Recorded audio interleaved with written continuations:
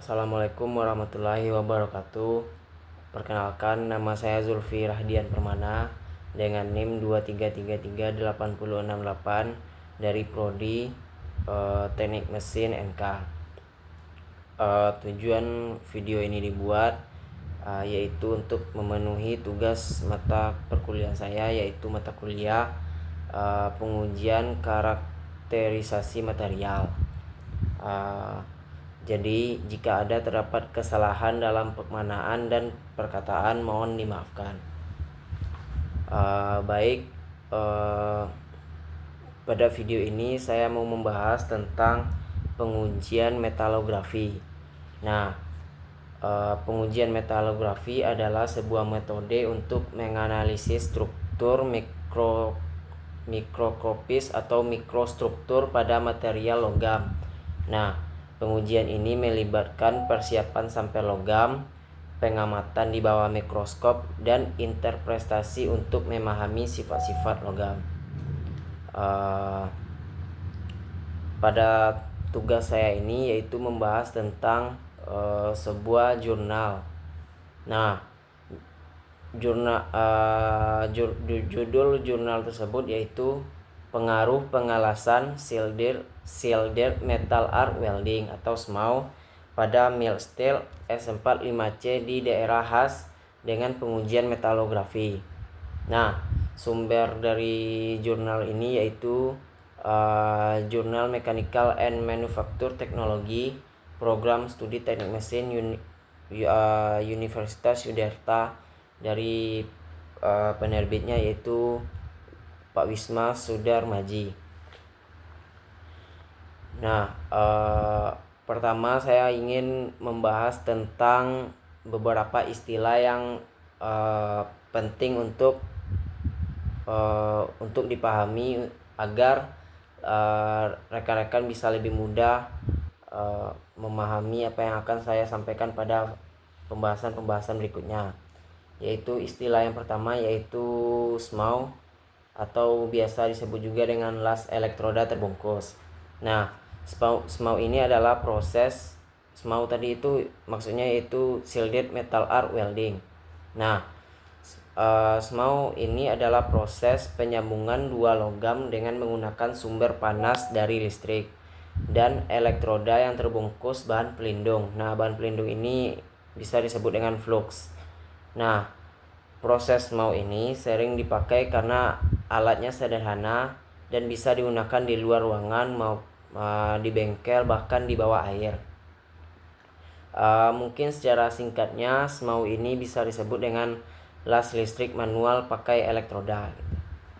Nah, adapun kelebihan dari SMAW antara lain, yang pertama bisa dipakai di berbagai tempat, yang kedua bisa mengelas di berbagai macam bahan logam, yang ketiga setupnya yang cepat dan mudah, yang keempat bisa dipakai mengelas di semua posisi, yang kelima elektroda tersedia dalam berbagai ukuran, yang keenam alatnya murah dan mudah dibawa, yang ketujuh suaranya tidak terlalu bising, dan yang kedelapan tidak terlalu sensitif dengan korosi atau oli.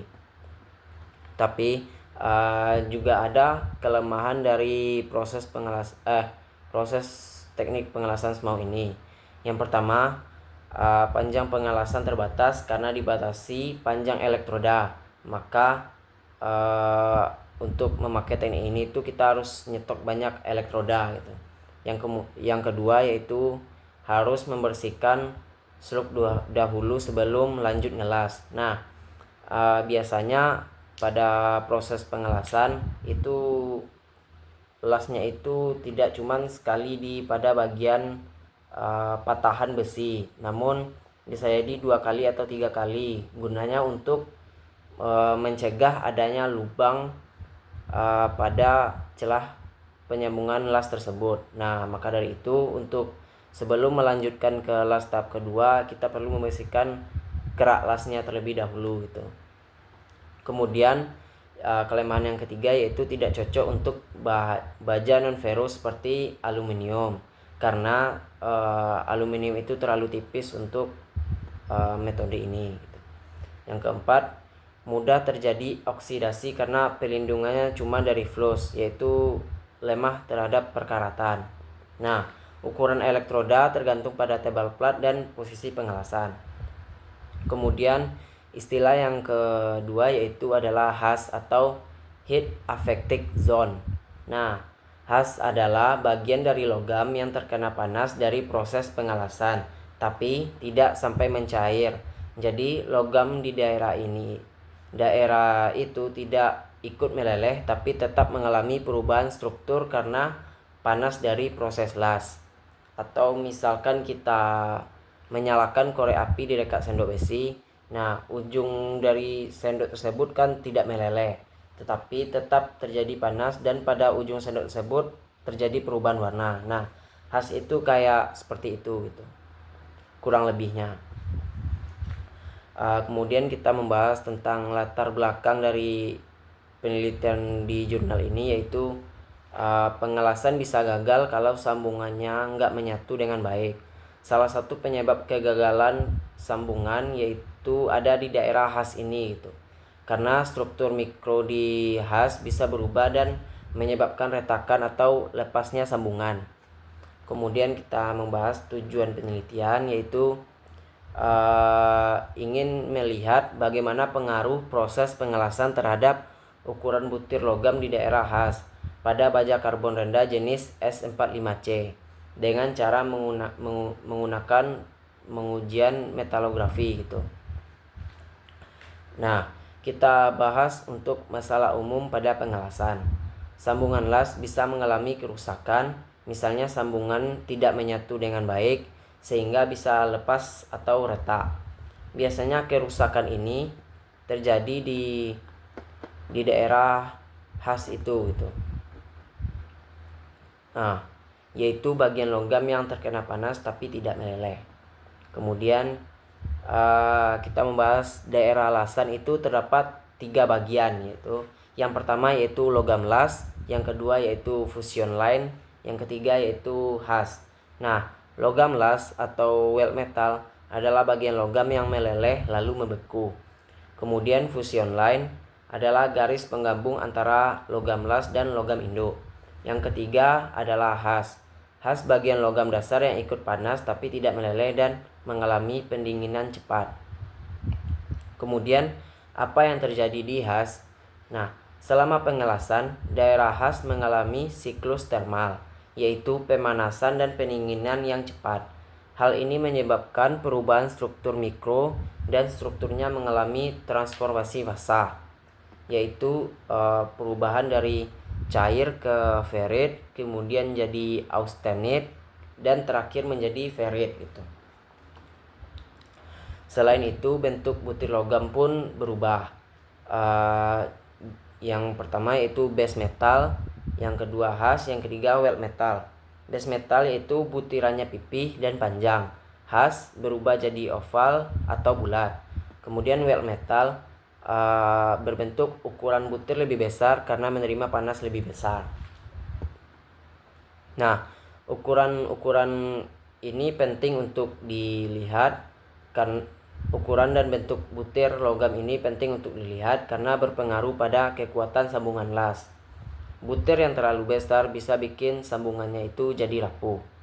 Kemudian kita masuk ke penjelasan metode penelitian. Yang pertama yaitu jenis penelitian. Penelitian ini adalah penelitian eksperimen, artinya peneliti melakukan pengujian langsung terhadap benda kerja. Nah, benda kerja pada jurnal ini kita menggunakan baja karbon rendah jenis S45C. Kemudian proses pengelasan. Langkah pertama dalam eksperimen ini yaitu melakukan pengelasan menggunakan metode SMAW atau Shielded Metal Arc Welding. Pengelasan dilakukan sebanyak 3 kali pengulangan untuk tiap variasi arus listrik. Nah, arus listrik yang digunakan yaitu bervariasi sebanyak 3, yaitu yang pertama 110 ampere, yang kedua 120 ampere, yang ketiga 130 ampere. Nah, masing-masing ini akan dilihat bagaimana masing-masing arus listrik tersebut akan diuji metalografi gitu. Kemudian langkah berikutnya adalah pengujian metalografi. Setelah proses pengelasan selesai, maka akan dilakukan pengujian metalografi dengan tujuan untuk melihat struktur mikrologam khususnya di daerah khas itu gitu. Nah, tahapan pengujian metalografi ini meliputi yang pertama pengampelasan atau grinding, yang kedua pemolesan, yang ketiga pengetsaan, yang ketiga baru pemotretan. Pengampelasan yaitu untuk meratakan dan menghaluskan permukaan. Yang kedua pemolesan, supaya permukaan benar-benar halus dan cermin gitu. Yang ketiga pengetsaan atau etching, menggunakan larutan kimia untuk memunculkan struktur mikro. Yang keempat baru pemotretan untuk menganalisis hasil dari struktur mikro tersebut lebih lanjut. Kemudian setelah dilakukan pengelasan, setelah dilakukan pengujian metalografi, baru kita mendapatkan hasil analisisnya berupa tabel. Nah, tabel ini bisa saya cantumkan di video, bisa saya edit nanti di video gitu. Nah, kemudian kita masuk ke hasil analisisnya. Hasil analisis yang pertama yaitu pada pengelasan dengan arus 110 ampere. Nah, di sini kita mendapatkan dari data tabel. Yang pertama yaitu logam induk. Logam induknya menunjukkan ukuran butir rata-rata 2,15 mikrometer. Nah, ini mencerminkan kondisi awal mikrostruktur sebelum terkena panas las. Kemudian pada daerah khasnya yaitu menunjukkan ukuran butir sebesar 3 mikrometer. Artinya terjadi pertumbuhan butir akibat panas las yang masuk ke logam tanpa mencairkannya. Kemudian pada logam lasnya kita lihat memiliki ukuran butir 1,05 mikrometer. Nah, ukuran ini kecil karena logam mencair dan membeku dengan cepat menghasilkan struktur dengan butir yang halus. Nah, kemudian kita lanjut ke hasil analisisnya, itu pada arus 110 ampere. Panas yang dihasilkan cukup untuk mengubah struktur mikro di daerah khas, tapi belum ekstrim. Butir yang membesar di khas menunjukkan terjadinya rektritalisasi sebagian akibat siklus termal. Namun, karena energi panas masih tergolong moderat, struktur khas ini masih dalam batas yang aman. Oke. Kemudian kita lanjut ke hasil analisis yang kedua yaitu pada arus listrik 120 ampere. Yang pertama kita lihat ukuran butirnya yaitu logam induk yaitu sebesar 2,25 mikrometer.